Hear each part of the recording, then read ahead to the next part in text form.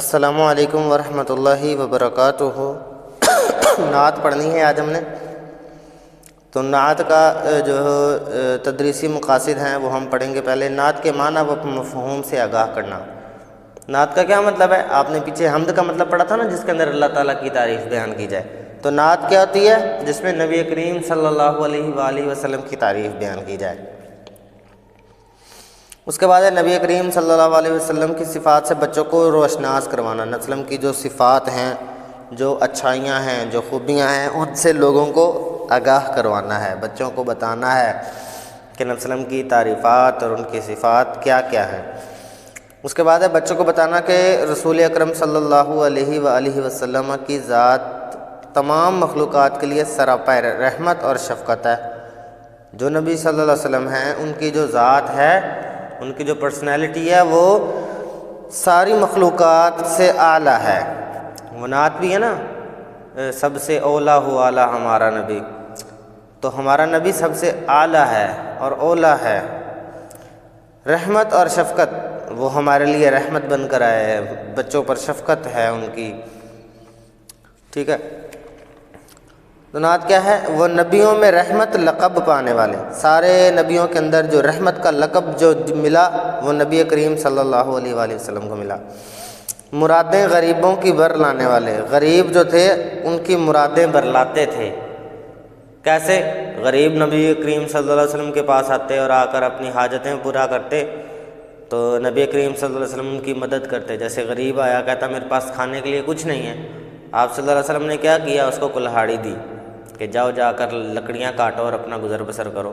اسی طرح کھانا کھلاتے تھے، ان میں جو ہے وہ صدقہ دیتے تھے، سونا ان میں تقسیم کرتے تھے۔ مصیبت میں غیروں کے کام آنے والے، جب بھی دیکھا کہ کوئی مصیبت میں ہے تو اس کی فوراً سے جو ہے وہ مدد کرنی شروع کر دی، اس کے کام آنا شروع ہو گئے۔ وہ اپنے پرائے کا غم کھانے والے، کوئی بھی ان سے ملتا، اپنا ہوتا چاہے پرایا، کوئی رشتہ دار ہے یا نہیں ہے، آپ کیا کرتے؟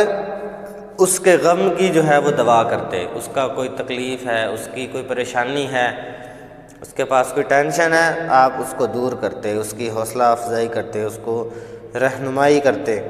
فقیروں کا ملجا، فقیروں کو پناہ دینے والے، ملجا کہتے ہیں پناہ دینے والے، میں نے یہ لکھی ہوئی ہے، آپ یہاں سے دیکھ سکتے ہیں۔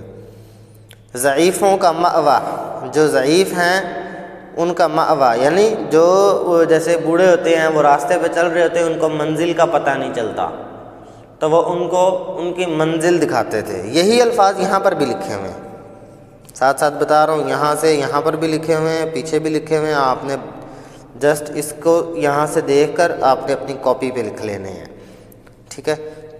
اس کے بعد ہے یتیموں کا والی، جو یتیم ہوتے تھے ان کے والی بنتے تھے، ان کو اپنی سرپرستی میں لے لیتے، ان کی کفالت کرتے تھے۔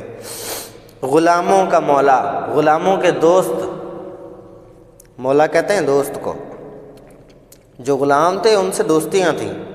خطا کار سے درگزر کرنے والے، کوئی خطا کرتا، کسی سے کوئی بھول ہو جاتی، کسی سے کوئی بات ہو جاتی، کوئی غلطی ہو جاتی، تو آپ اسے درگزر کرتے، اس کو معاف فرما دیتے۔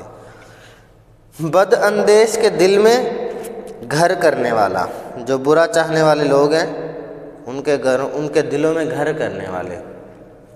بہت سارے لوگ تھے وہ آپ کا برا چاہتے تھے، لیکن آپ ان کے دلوں میں جو ہے وہ گھر کرنے والے تھے، آپ ان کے لیے اچھا چاہتے تھے۔ مفاسد کون ہوتا ہے؟ جو فساد برپا کرنے والا ہوتا ہے، جو گناہ گار ہوتا ہے، جو فاسد ہوتا ہے۔ کا زیر و زبر کرنے والے، مطلب اس کو زیر اور زبر، مطلب اس کو پھیر دیتے تھے، اس کا فساد کو ختم کر دیتے تھے، اس کو اچھا انسان بنا دیتے تھے، اس کی رہنمائی جو ہے وہ کرتے تھے، اس کو سیدھے رستے پہ لاتے تھے۔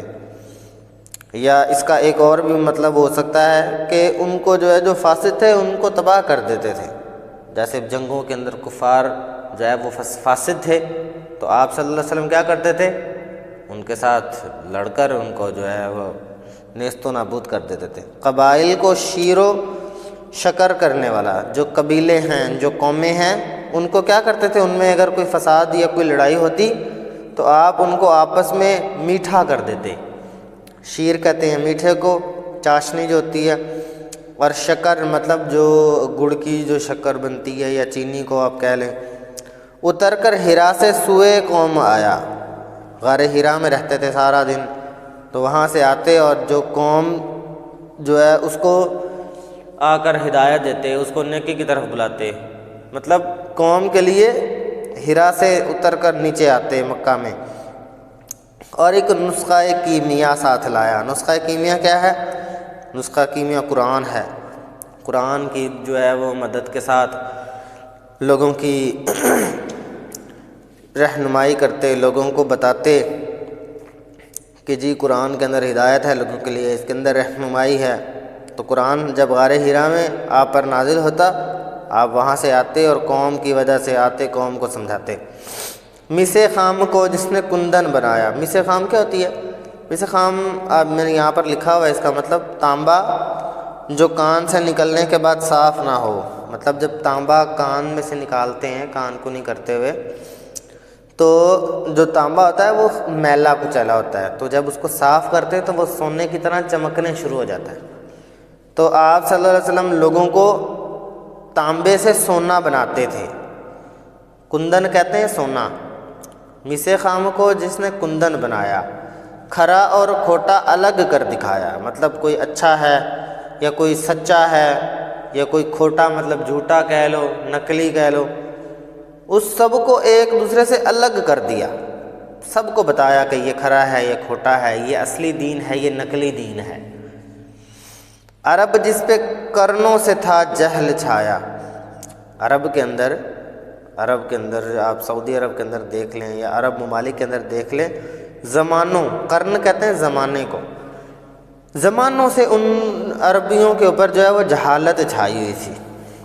پلٹ دی بس ایک آن میں اس کی کایا، اور ایک ہی آن کے اندر، ایک ہی جھٹکے کے اندر آپ نے ان کی کایا پلٹ دی، ان کا نصیب جو ہے وہ پلٹ دیا، ان کو شر سے نیک بنا دیا، برے تھے بروں سے اچھا بنا دیا، جہالت کو دور کر کے ہدایت کو لے آئے۔ رہا ڈر نہ بیڑے کو موج بلا۔ بیڑا کیا ہوتا ہے؟ جو سمندر کے اندر بڑا جو شپ ہوتی ہے یا بڑا بحری جہاز جو ہوتا ہے اس کو بیڑا کہتے ہیں۔ موج بلا اس کو کیا ہوتا ہے؟ موج جو سمندروں کی جو چھلیں آتی ہیں، جو لہریں آتی ہیں، وہ بلائی ہوتی ہے نا ان کے لیے، کیونکہ وہ ان کو کبھی بھی جو ہے وہ کلٹی کر کے ان کو گرا سکتی ہیں جب سمندری طوفان آتے ہیں۔ تو صاحب کتاب یہ شاعر کہتا ہے خواجہ الطاف حسین حالی کہ جو بیڑا تھا، جو قوم تھی، اس کو کسی فتنے کا، کسی آزمائش کا ڈر نہیں رہا۔ ادھر سے ادھر پھر گیا رخ ہوا کا، ادھر سے اور ادھر تک ہوا کا جو رخ ہے اس کو موڑ دیا، اس کو تبدیل کر دیا، اور بیڑے کو یعنی قوم کو ایک ہدایت کی طرف، رہنمائی کی طرف لے کے گئے۔ تو یہ میں نے آپ کو الفاظ بتائے ہیں، یہاں سے آپ یہاں سے ان کے الفاظوں کو لکھ سکتے ہیں، یہ والے الفاظ جو پیچھے بک پہ لکھے ہوئے ہیں وہ بھی لکھنے ہیں، یہ بھی لکھنے ہیں، تاکہ آپ کو فائدہ ہو، آپ ان کو یاد کریں۔ یہ آپ کا ہوم ورک ہے، آپ نے یہ الفاظ معنی جو ہے وہ اپنی کاپی پہ لکھ کر مجھے چیک کروانے ہیں۔ تو مجھے دیں اجازت۔ السلام علیکم ورحمۃ اللہ وبرکاتہ۔